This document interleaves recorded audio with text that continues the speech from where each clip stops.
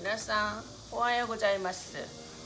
어저께 세미나 갔다가 저녁에 또 수업까지 하고 요즘 날씨가 너무 더운데 무리하니까 왔다 갔다 하니까 얼굴이 땡땡 부었네요. 화장을 좀 실버톤으로 했는데 사이버틱하게 뜨네요. 화장이 떴어. 여하튼 화장에 너무 신경 쓰지 마시고, 지난번 영상에서 언급했듯이 오늘은 용의 아들이 있다는 것도 뭐 나도 몰랐던 사실이지만 몇 가지 다른 종류로는 이제 개별적으로 들었는데요. 최근에 중국에서 온 이런 이론서들을 좀 찾아보게 됐고, 용한테 아들이 9이 있다는 걸 알아냈어요. 물론 용도 좀 허구에 속하는 동물이고 아들은 또 더 허구스럽죠. 글씨를 작게 뽑아왔더니 프린트 해왔는데 다 못 외워가지고 돋보기를 써야 될까 봐요. 잠깐 벗었다 썼다 할게요.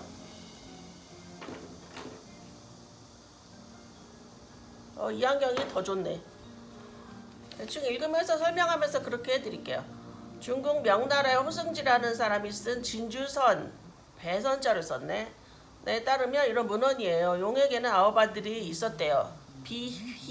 비희라고 물을 좋아하는 그 자라형 같이 생겨서 어저께 그때 본을 그려드린 거, 그거 거북이가 토끼를 태우고 있는 그런 그림. 거북이 대신 이런 자라용 비희를 그렸어요.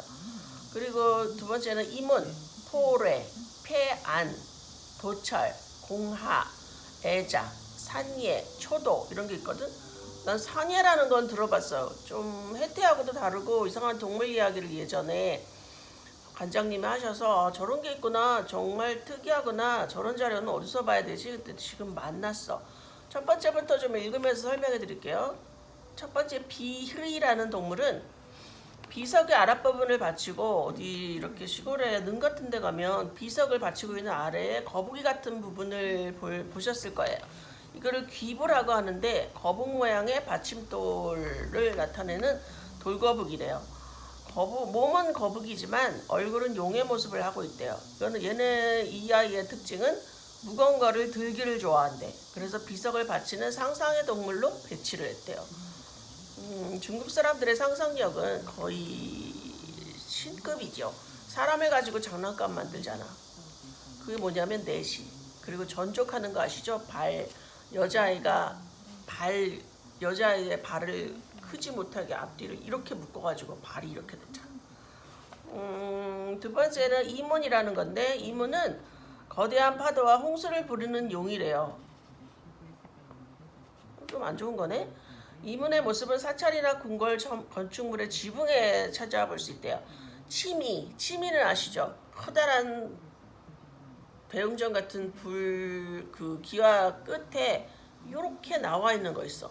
요렇게 이거를 망사라고도 하는데, 이게 치미를 보고는 용의 모습을 떠올리기는 좀 힘든데, 바다에서 이 용이 꼬리를 휘저으면 싹 올라온다 이거지. 그 꼬리의 모습을 해놓은 게 치미래요.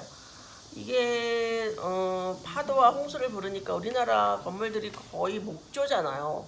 목조인데 만약에 불이 일어나면 파도와 홍수를 불러서 불을 끄라는 그런 의미래요. 화재를 막는다는 소망을 담아서 목조 건물 건축물에는 무조건 치미가 있대요. 그리고 세 번째는 포뢰라는 게 있는데, 이름도 되게 어렵다. 읽기도 힘들어. 이런 거 그러니까 현대인들이 좋아할 수가 없어. 이름조차 낯설고 계속 가르치다고. 포뢰는 울기를 잘했는데 소리가 우렁찼대요. 그래서 이거는 소리를 내는 종에도 꼭대기에 용 같은 게 있었죠. 기억나시죠? 종의 꼭대기에 우는 용의 모습, 용의 아들 모습을 했다는 거야. 바닷가에 살던 포뢰는 고래를 또 무척 무서워했대요. 고래가 다가오기만 하면 놀래서 큰 소리를 질렀대. 그래서 이런 이유로 종을 치는 당목도 원래는 고래 모양으로 만든 나무이거나 고래뼈로 만들었대요. 고래로 종을 두드려야만 종 꼭대기에 있는 포뢰가 무서워서 더 크게 소리를 낼 것이라는 생각에서였다. 어제는 사실 구비문학 세미나에 갔었거든요. 입에서 입으로 전해지는 것, 글로 기록되지 않은 것과 요새 글 쓰는 사람들이 만남을 가지고 있었어요. 저는 미나를 그리고 가르치는 사람이지만 미나에서 이야기가 나온다는 걸 깨닫고 처음에 이제 시작을 했거든요. 그래서 그 근원을 찾기 위해서 시작을 했는데 어제는 그렇게 만족스럽지는 않았지만 이제 계속 다니면서 1년에 4번 한다니까 제 궁금증에 뿌리를 좀 찾아볼까 해서 갔어요. 그 다음 4번째 폐안은 호랑이를 담고 위력이 있다고 해서 감옥의 문에 배치가 됐대요. 이거는 본 적이 없네. 5번 도찰. 도찰은 먹고 마시는 것을 좋아한다고 해서 소뚜껑에 있대요.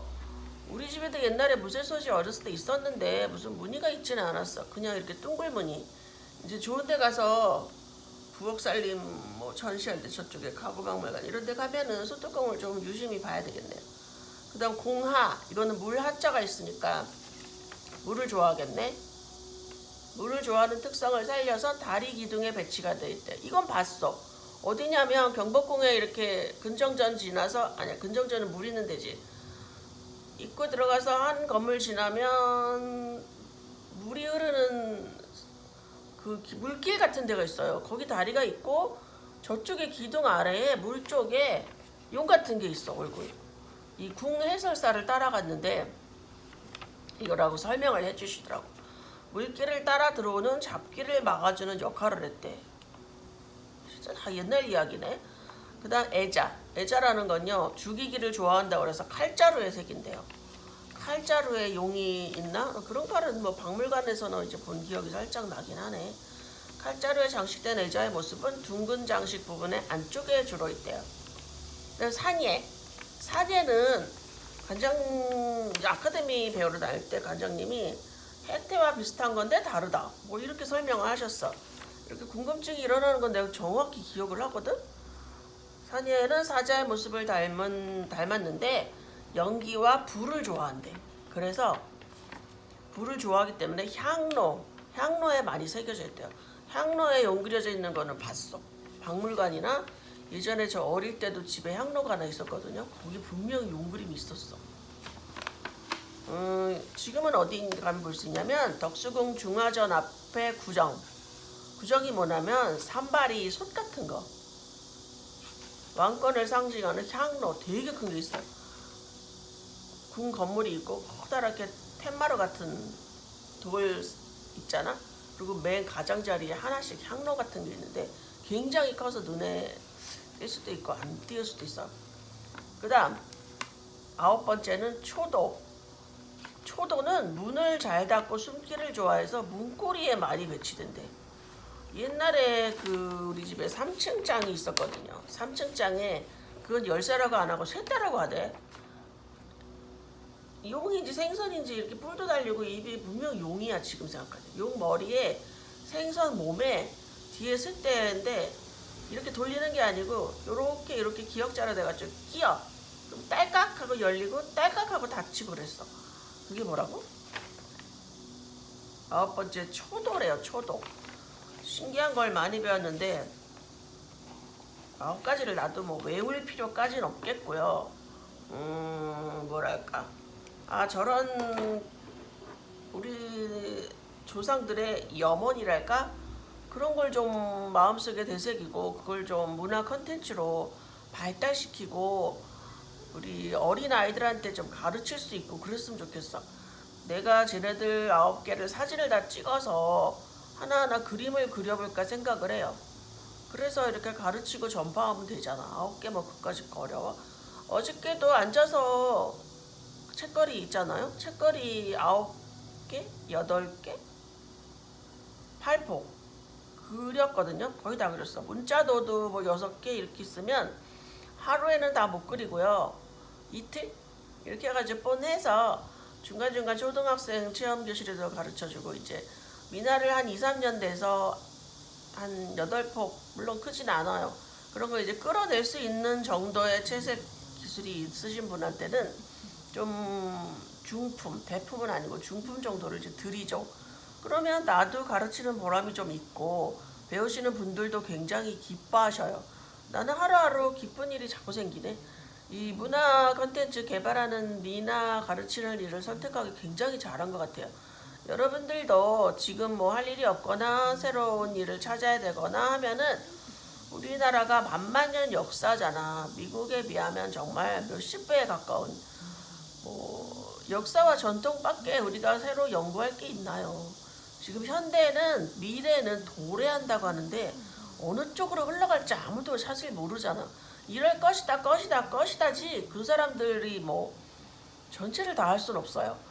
얼마 전까지는 네이버가 2등이었지만 그 이전에는 뭐 싸이월드, 마이클, 세이클럽 많았었잖아. 천리안 시대로부터 시작해가지고 지금은 어디에 어때? 유튜브밖에 뭐 살아남는 게 있어요? 다 죽었지. 내 생각엔 다 죽었다고 봐. 아침에 뉴스 보니까 카카오톡이 뭐 매출이 4조? 조래나?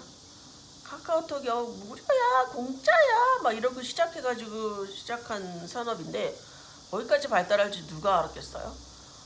새로운 시대는 아무도 몰라. 그냥 예견하는 것 뿐이지. 미래의 직관력을 가진 사람도 많이 틀려. 그러니까 하루하루를 열심히 살고 제 생각은 전통이라고 생각해. 전통에서 많은 것을 발굴하세요. 비트코인처럼 어떤 사람도 채굴하라고 하대.